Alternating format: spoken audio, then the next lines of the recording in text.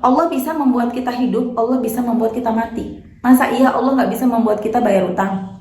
Itu aja. Bismillahirrahmanirrahim. Alhamdulillahirrabbilalamin. Allahumma sholli ala Sayyidina Muhammad wa ala ali Sayyidina Muhammad. Assalamualaikum warahmatullahi wabarakatuh. Halo teman-teman, apa kabar? Mudah-mudahan teman-teman selalu dalam lindungan Allah Subhanahu wa taala. Amin ya rabbal alamin. Alhamdulillah, kali ini aku akan sharing pengalaman sholawat dari Mbak DYH. Tapi sebelum aku lanjut ceritain pengalaman dari Mbak DYH, teman-teman yang belum subscribe di subscribe dulu ya. Dan buat teman-teman yang punya testimoni sholawat, silahkan kirimkan testimoni kamu ke sini. Dan mohon maaf kalau aku jawabnya nanti lama. Oh iya, satu lagi teman-teman, buku aku bentar lagi mau launching. Seperti ini bukunya. Doain ya, mudah-mudahan lancar, bukunya berkah, bermanfaat buat banyak orang, dan jadi bestseller, amin. Nanti jangan lupa teman-teman beli ya. Nah, langsung ya aku bacain. Assalamualaikum warahmatullahi wabarakatuh. Waalaikumsalam. Selamat sore Mbak Mel, kenalkan saya DYH. Maaf pakai inisial dari Jawa Timur. Saya ingin sedikit cerita tentang dahsyatnya sholawat Mbak, dan ini terjadi pada diri saya sendiri. Waalaikumsalam, silahkan Mbak D, mau diketik atau kirim voice note, aku bilang gitu. Keajaiban apa aja yang Mbak alami, sholawat apa yang dibaca, berapa banyak bacanya setiap hari, berapa lama waktunya sampai datang keajaiban, ada pesan-pesan buat teman-teman, itu pertanyaan-pertanyaan aku. Jadi teman-teman kalau punya testimoni langsung aja kayak gitu ya, biar set cepet gitu kan. Lanjut, begini Mbak Mel, saat ini saya sedang terlilit hutang riba Mbak. Bulan-bulan sebelumnya saya selalu tepat waktu dalam membayar. Hutangnya itu sistemnya 3 bulan bayar, terus kalau mau ambil lagi boleh gitu, tapi 3 bulan harus lunas. Sebelumnya saya selalu lancar Mbak, tapi pas akhir bulan September kemarin saya macet total, gak bisa balikin. Akhirnya saya bingung dan pinjam sana sini, alhasil jadinya gali lubang tutup lubang. Saya sangat tertekan Mbak, sebab ditagih terus sama orangnya, dan saya berhutang ini suami tidak tahu Mbak. Tapi saya berhutang bukan untuk yang aneh-aneh Mbak, saya berhutang saya gunakan untuk kebutuhan sehari-hari. Memang saya sudah dikasih uang belanja tiap hari Mbak, tapi jujur sebenarnya kurang. Tapi saya nggak berani bilang sama suami saya, takut. Saya selalu berusaha bersabar dan bersabar. Saya yakin suatu hari suami saya akan berubah. Dan pas di akhir September itu saya lihat YouTube-nya Mbak Mel tentang dahsyatnya sholawat. Dan banyak testimoni-testimoni, dan saat itu saya bertekad untuk mengamalkannya Mbak. Setiap habis sholat saya istiqomahkan baca sholawat Jibril dan istighfar 500 kali. Dan saat nggak ada kerjaan saya selalu bersolawat, tapi nggak saya hitung sebab masih pakai tasbih manual. Tapi saat itu saya sudah bisa merasakan kedahsyatan sholawat Mbak. Orang yang biasa nagih udah nggak nagih-nagih lagi. Ya, mungkin WA tanya gimana, apa udah ada apa belum. Tapi pas saya datangi ke rumahnya, saya bilang belum ada, dia biasa aja. Dan bilang ya udah kalau belum ada. Dan yang benar-benar saya sangat bersyukur Mbak, sebelumnya orang ini udah ngancem saya kalau saya nggak bisa bayar dalam waktu dekat dia akan bongkar ke suami saya. Aduh Mbak Mel, rasanya hati saya udah nggak karu-karuan Mbak, campur aduk. Nggak tahu gimana jadinya kalau sampai suami saya tahu kalau saya punya utang. Sebab setahu dia saya tiap hari udah dikasih uang belanja, tapi dengan pertolongan Allah dan dahsyatnya sholawat orang itu mengurungkan niatnya. Sebab dia nggak mau kalau terjadi sesuatu sama rumah tangga saya Mbak. Bahkan dia memberi solusi, dia mau ambil bank. Saya ditawari gimana kalau saya juga ikut ambil buat bayar utang saya ke dia. Dan jadi tiap bulan saya nyicil ke dia, kan lebih ringan Mbak. Dia ambil bank buat tambahan modal katanya, sebab modalnya sebagian udah macet termasuk di saya itu Mbak. Dan di pertengahan Oktober pas orang yang minjemin uang saya itu mau proses bank Mbak, tapi ada kendala sebab nama yang di KTP sama kakak nggak sama, beda 1 huruf. Jadi nggak bisa. Saat itu saya bingung banget, yang tadinya udah lega sekarang bingung lagi. Sampai berbagai cara udah dilakukan, tetap hasilnya sama, nggak bisa. Harus ngerubah KTP atau kakak dulu harus disamakan dulu. Katanya cuma 3 hari. Ternyata sampai beberapa minggu nggak ada kabar dari Dispenduk. Saya sangat bingung banget Mbak. Dari situ saya beli tasbih digital, sebab tasbih digital kan enak bisa dibawa kemana-mana. Dari situ saya tambahin sholawatnya Mbak. Tiap hari sekarang saya istiqomahkan membaca sholawat dan istighfar 10.000. Dan sehabis sholat 500, ditambah sholawat menjihad 11 kali setiap habis sholat. Alhamdulillah satu persatu masalah saya teratasi, dari bayar sekolah anak, bayar ini itu, ada aja jalannya. Alhamdulillah. Dan yang membuat saya sekarang sedikit lega lagi, bank yang pertama untuk pengajuan pinjaman itu menghubungi kalau bisa diproses minggu depan, Mbak. Padahal waktu itu sudah bilang nggak bisa, udah ada 3 bank waktu itu yang dicoba untuk pengajuan, tapi nggak ada yang bisa. Dan tepatnya hari Senin kemarin, bank yang pertama itu menghubungi kalau pengajuan diproses. Alhamdulillah, minta doanya Mbak Mel agar semua lancar rencana, amin. Dan yang paling membuat saya benar-benar senang juga saat ini, walaupun sebenarnya hutang saya belum lunas ya Mbak, tapi setidaknya ada titik terang, ada jalan keluar dan membuat hati saya lebih tenang. Suami saya berubah Mbak, yang biasanya suka marah-marah sekarang selalu tersenyum, suka ngajak bercanda, padahal dia itu orangnya serius terus Mbak. Jangankan bercanda, senyum aja kayaknya susah Mbak. Tapi saat ini semua berubah 180 derajat, subhanallah, saya benar-benar bersyukur. Saya bersyukur bisa lihat YouTube-nya Mbak Mel sehingga saya bisa sekuat seperti saat ini.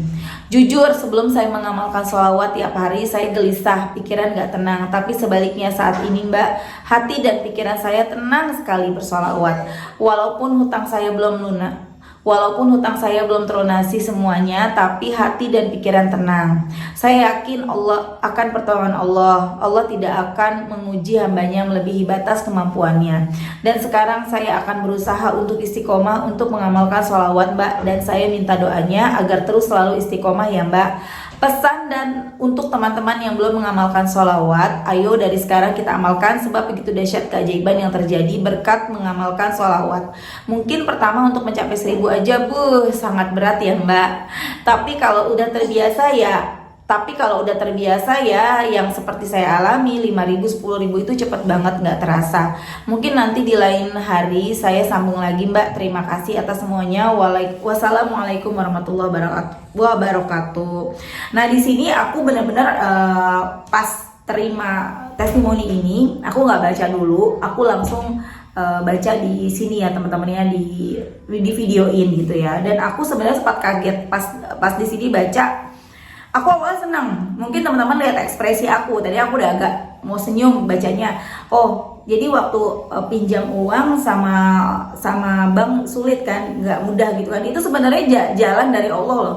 Allah nggak pengen Mbak DH ini masuk hutang lagi gitu, masuk riba lagi gitu. Tapi aku kecewa ya Mbak DH, aku kecewa ketika Mbak akhirnya melanjutkan pinjam ke bank itu aku kecewa.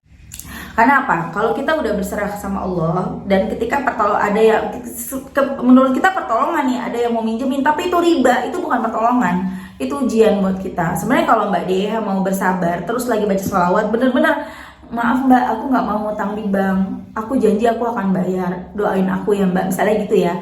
Ya aku tahu sulit teman-teman ya, sulit untuk seperti itu, tapi daripada kita yang kelihatannya loh, kita minjem ke bank kita bisa bayar utang terus kita lebih tenang. Enggak teman-teman ya Mbak Deha, jangan sampai kayak gitu lagi ya.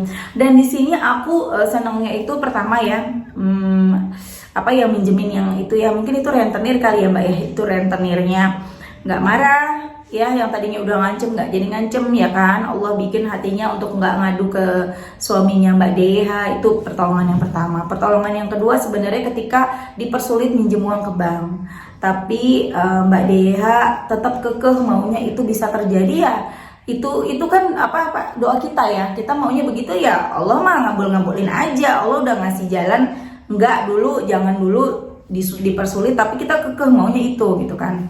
Ya sudah gitu. Kemudian dan bagi aku itu bukan pertolongan ya, yang pinjaman uang itu. Tapi yang aku senang yang dibilang suaminya berubah. Yang tadinya orangnya serius, orangnya jadi bercanda, jadi gampang senyum. Itu sulit loh. Merubah hati seseorang, merubah sikap seseorang itu nggak mudah loh, kalau bukan Allah yang membuat semua itu terjadi. Jadi di sini aku ya itu tadi senangnya yang suami berubah, yang tadi yang rentenirnya jadi baik gitu kan. Itu jalannya sebenarnya dari Allah, itu pertolongannya. Dan buat teman-teman ya, sebenarnya gini ya, aku tahu nih teman-teman semuanya, kalau misalnya ada, karena aku juga pernah ngalamin, kalau misalnya ada istri yang udah dikasih sama suaminya uang terus kurang, nggak berani ngomong Pasti ada sesuatu, nggak mungkin nggak, ya kan teman-teman, ngaku deh. Karena gini, kalau misalnya kita dikasih suami nih, misalnya sehari 50.000 atau sehari 100.000 misalnya yang harian ya, ternyata kurang, ya kan kita tinggal ngomong bayar ini, bayar ini, bayar ini, kurang, nggak bakal marah deh suaminya, karena jelas gitu loh. Misalnya dikasih sebulan, misalnya dikasih 5 juta buat bayar sekolah, bayar listrik, buat makan, buat ini, buat itu, dijelasin ke suami, pasti suami juga ngerti, oh iya kurang. Dan kenapa bisa takut? Pasti ada sesuatu, mungkin, maaf ya, bukan nuduh teman-teman, karena itu aku alami, mungkin teman-teman pakai di luar dari itu. Misalnya jalan sama temen, pengen ya namanya jalan sama temen, makan, ya ikut makan juga, akhirnya uang pakai buat hal-hal seperti itu, atau belanja, atau belanja lah ya teman-temannya pada belanja, ikutan belanja, biasanya kayak gitu ya, beli baju samaan atau apa gitu. Atau teman-teman anaknya, kalau anak rasanya orang suami juga ngerti ya, kalau misalnya kita beliin sesuatu untuk anak, tapi ini pasti di luar dari kebutuhan nih. Uang ini dipakai untuk di luar dari kebutuhan, makanya ketika kurang nggak berani, teman-teman nggak berani buat ngomong ke suami, takut gitu loh. Suami juga punya hati, nggak mungkin kali langsung marah-marah gitu kalau memang nggak ada sebabnya gitu kan. Nah, atau kemungkinan pengen ngasih orang tua, pengen ngasih gitu ya, pengen ngasih atau pengen sedekah, kadang kita nggak sejalan gitu. Itu bukan dipakai untuk kayak belanja-belanja, karena ada juga ya orang yang dipakai buat belanja, dipakai buat segala macem gitu. Nah itu teman-teman, jadi kalau misalnya teman-teman nggak punya alasan yang hanya dipakai untuk kebutuhan rumah tangga, mungkin teman-teman nggak akan takut. Tapi ya sudah ya, yang terjadi sudahlah, biar terjadi. Kalau emang kita untuk kebaikan ya nggak apa-apa. Tapi kalau untuk yang shopping, untuk yang sesuatu yang bukan pokok, bukan kebutuhan rumah tangga, ya sebaiknya mulai sekarang di stop. Jadi jangan sampai terulang lagi, kan pusing sendiri jadinya. Akhirnya jadi takut sama suami, akhirnya jadi suami yang salah, kan gitu ya teman-teman ya. Beneran deh. Suami juga pasti ngerti kok kalau memang itu kita pakai untuk hal-hal yang benar. Tuh. Nah, buat Mbak Deha, pesan dari aku, kalau bisa stop ribanya, stop hutangnya. Karena selama kita masih, untuk Mbak Deha dan semua teman-teman ya, selama kita masih masih terus bagaimana caranya biar dapat pinjaman, nah itu pertolongan Allah jadinya tersendat-sendat tuh. Jadi makanya banyak orang yang, Mbak, saya udah bersolawat, udah berbulan-bulan, udah bertahun-tahun kok malah tambah susah. Ya, yang bikin susah kan diri kita sendiri. Kenapa kita nambah utang? Kenapa kita nggak, kalau kita udah serahin sama Allah, udah diem, sabar dulu, Allah akan nolong gitu. Walaupun kalau dalam pikiran kita, gimana caranya? Gak mungkin dapat duit dari mana, tapi kan gak ada yang gak mungkin bagi Allah. Allah tuh bisa ngelakuin segalanya ya teman-teman. Coba kita belajar untuk stop utangnya. Cara untuk lepas dari utang adalah stop utang. Jadi kalau misalnya dimaki-maki, dihina-hina, mau dilaporin ke polisi sekalipun, terima sebagai resiko.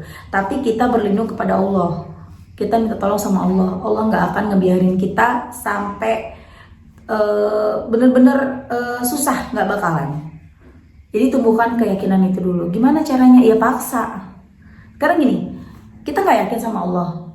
Hidup mati kita di tangan Allah loh. Kita nggak yakin sama Allah. Kita bisa kapan aja ajal kita dijemput sama Allah. Terus kita sekarang yang begini aja nggak yakin, yang masalah utang nggak yakin. Mesti gimana teman-teman? Itu aja. Jadi gini loh, Allah bisa membuat kita hidup, Allah bisa membuat kita mati. Masa iya Allah nggak bisa membuat kita bayar utang? Itu aja yang diingat. Jadi udah serahin sama Allah.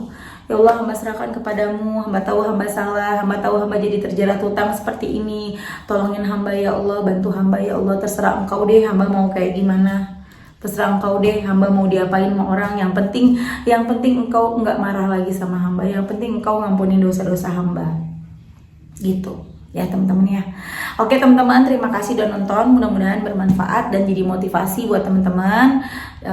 Jangan lupa selalu sholawatan, semangat selalu, jangan berpikir negatif sama Allah, berprasangkanya baik terus, dan jangan suka mengeluh. Karena ketika kita mengeluh terus kita mendramatisir, menghayati keluhan-keluhan itu, ya Allah aku susah banget, aku sedih banget, ya Allah cuma makan garam gitu ibaratnya ya, itu kita akan makin terpuruk. Jadi kita harus belajar untuk menyemangati diri kita sendiri. Orang lain gak bisa nyemangatin diri kita, kita sendiri yang harus bangkit.